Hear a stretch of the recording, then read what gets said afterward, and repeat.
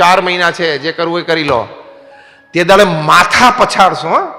નજરે જોયેલું છે, નજરે. 50 વર્ષ સુધી રોજના 50 ગુટકા ખાતા હોય અને કાંઈ ના થયું હોય એવા પણ પ્રસંગો છે, અને 2-4 ગુટકા ખાતા હોય 4 વર્ષમાં કેન્સર લાગી જાય એવાય પ્રસંગો છે. અમે બે જોયા છે, તમે જોયા હશે. હવે આખા રેન્જમાં તમારી બ્લડની રિએક્શન સિસ્ટમ શું છે કોને ખબર? ક્યારે લાગી જશે કોને ખબર પડે?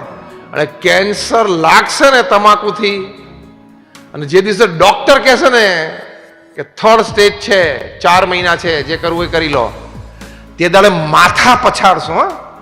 નજરે જોયેલું છે, નજરે.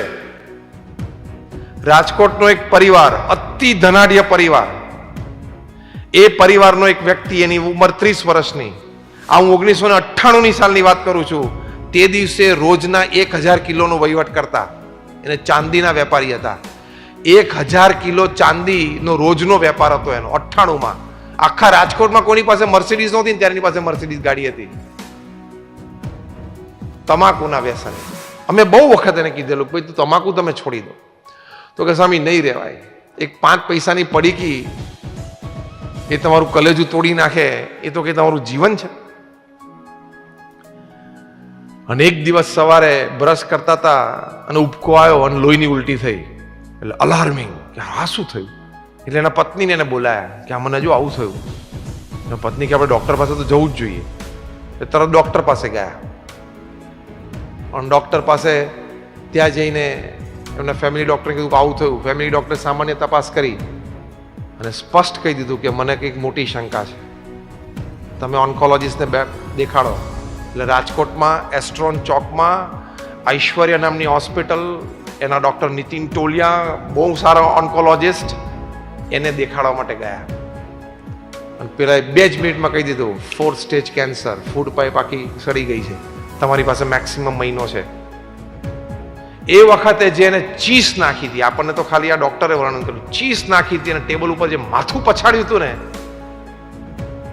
તરત સાંજની ફ્લાઇટમાં સીધા બોમ્બે હોસ્પિટલમાં એપોઇન્ટમેન્ટ લીધી અને ત્યાં ફરી વખત રિપોર્ટ્સ કઢાયા. ડોક્ટરે સેમ કીધું 4th સ્ટેજ કેન્સર, આખી ફૂડ પાઇપ સડી ગઈ છે, તમારી પાસે મેક્સિમમ 25 દિવસ.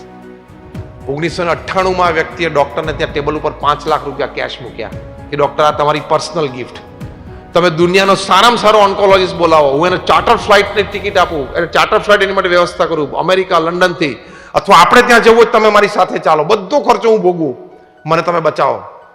ડોક્ટરે 5 લાખ રૂપિયાના હાથમાં પાછા આપી દીધા કે આનું કંઈક દાન પૂન કરી દો, દુનિયાનો કોઈ વ્યક્તિ તમને મહિનાથી વધારે નહીં જીવાડી શકે. એ દરમિયાન અમે 2 વખત એમના ઘરે ગયેલા આશ્વાસન આપવા માટે. એના ફેમિલી મેમ્બર્સ કંઈક ફોન કરે, સ્વામી બહુ રડે છે, માથા પછાડે છે, પણ અમે ત્યાં જઈએ, તે બાજુ કંઈક રાત્રિ સભામાં ગયા હોય તો જઈ આવીએ, મળીએ, બેસીએ 10 મિનિટ. અને એક દિવસ સવારે વહેલો 7 વાગે ફોન આવ્યો કે સ્વામી શ્વાસ સખત રૂંધાઈ ગયો છે. વળી અમે સવારના પોરમાં 7 વાગે દોડ્યા. અમને જોયા ને એટલે એને માથા પછાડે, કંટ્રોલ ના થાય.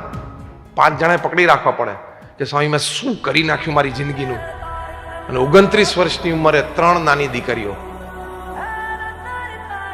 અને અમે ત્યાં બાજુમાં પલંગમાં બેઠા હતા, છેલ્લો શ્વાસ લીધો, એમની આંખ પણ મેં જ બંધ કરી.